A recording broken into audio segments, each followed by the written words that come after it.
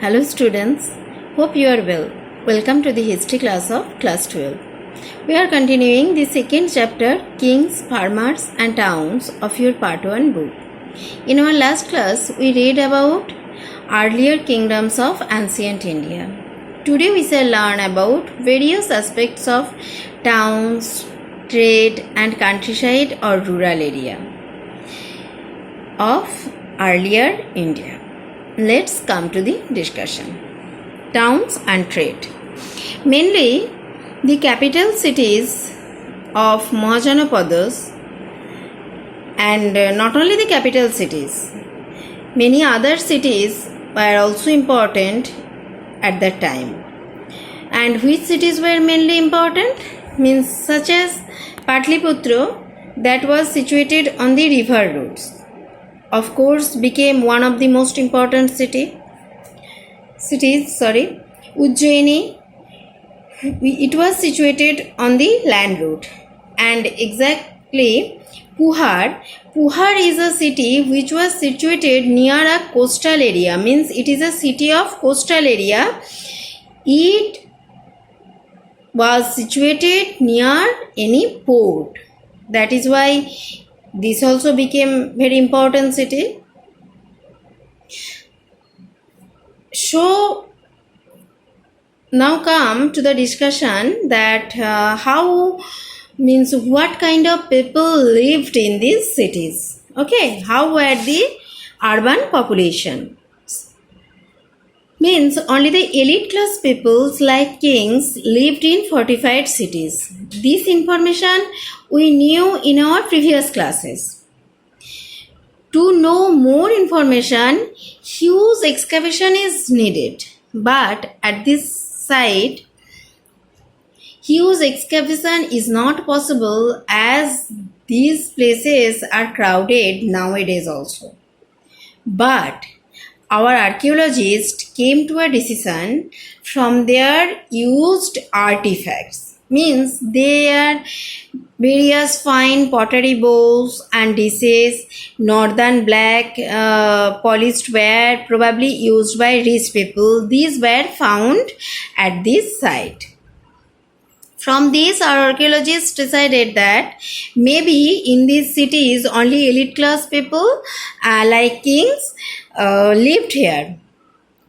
There are also, except these, there are also ornaments, weapons, tools. These all are found which are made up of gold, silver, copper, bronze, ivory, glass, sail, terracotta, etc. Okay? And not only this, we have one more option to know about these urban people. And what is that? That is votive inscriptions. What is inscription, you know in our previous classes? Inscription is something which is inscribed on stones or pillars, etc. Means some informations which are inscribed on pillars, stones, etc. But what is votive inscriptions? Of course, this is a kind of inscription. Something should be inscribed on something. Votive inscriptions always record gift made to religious institution. Suppose this is a religious institution A, B, C or anything. But any person who had donated something at least for this religious institution, they always inscribe the name and occupation of the donor. And from these many religious institutions and with the help of votive inscriptions, our archaeologists came to a decision that not only the elite class people like kings were the citizen of cities or towns, except there were washing folk, weaver, blacksmith, goldsmith, potters, teachers, merchants, etc. Okay? So this was the picture of the towns. And how did the town people keep trade relationship? Up to where? Okay, now come to see this. The trade relationship. They had trade relationship not only in the countries, they had trade relationship with foreign countries also. Through land and river routes, they kept contact. Through land, they kept contact up to Central Asia and beyond. And not only river route, there were sea routes also. So you may say water route. Through sea routes means there were two kinds of, means mainly they used two types of sea routes. One Arabian Sea route and another is Bay of Bengal. Through Arabian Sea, they kept contact with East plus North Africa and West Asia.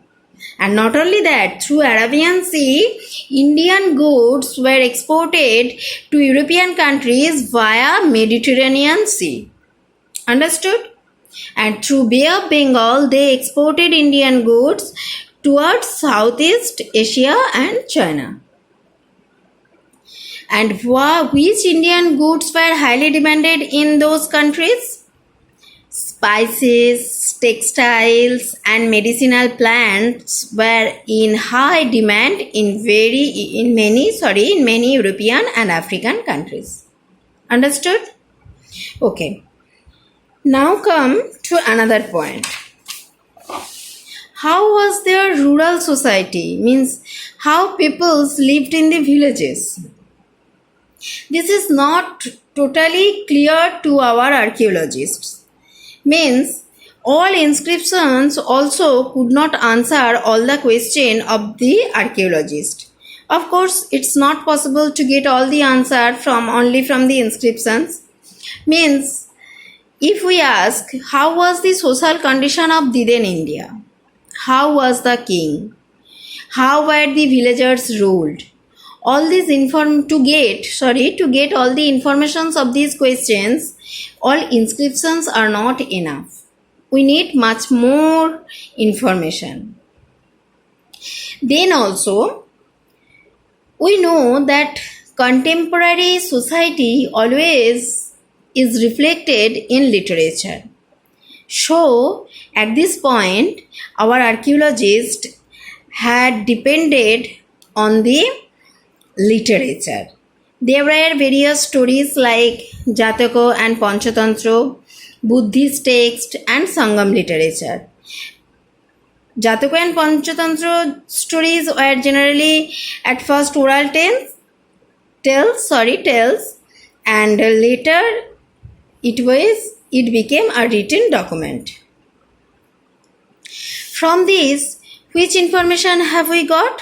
From all these, we have got various information. Mainly rural society was made of peasant or farmers. Means most of the peasants or farmers lived in the villages.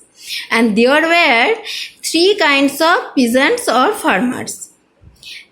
One is large landowner or velalad. Second is ploughmen or uzvar.